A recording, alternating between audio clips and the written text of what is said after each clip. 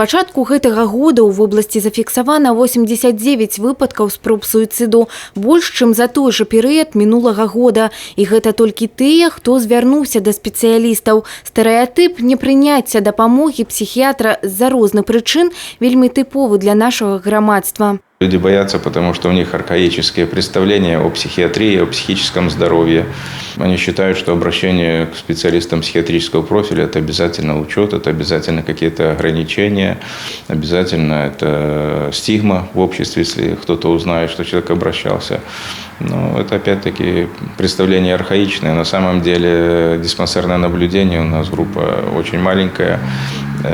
Основная помощь оказывается амбулаторно людям и, конечно же, помощь наша инкогнито. Сергей прыняў рашэнне пайсці з жыцця з-за нераздзельнага кахання. Мы вообще расстались, встречались до этого больше 4 лет. Уже дело к свадьбе шло. Но ее родители были против.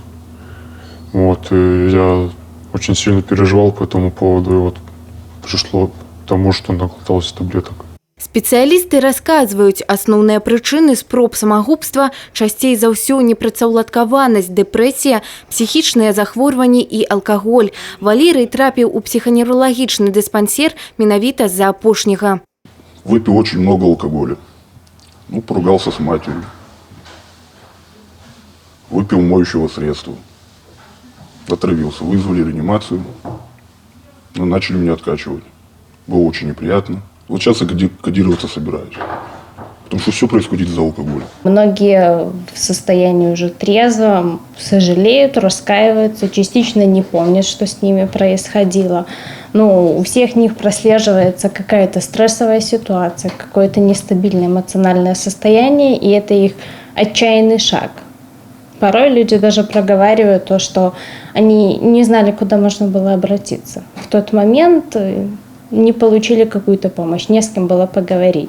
Статыстыка гаворыць, 2/3 людзей, якія зводзяць рахункі з жыццём, за медыцынскай дапамогай не звярталіся. Урачы раюць, у цяжкай жыццёвай сітуацыі можна звярнуцца да спецыяліста, у службу экстраннай псіхалагічнай дапамогі альбо па тэлефоне даверу па кароткім нумары 170, па якім кансультуюць кругласутачна. Толькі пры своечасовай дапамозе чалавек зразумее, выхадаў нават з самых цяжкіх становішчаў шмат. Тетяна Игнатовец, Роман Филютич, телерадиокомпания «Брест».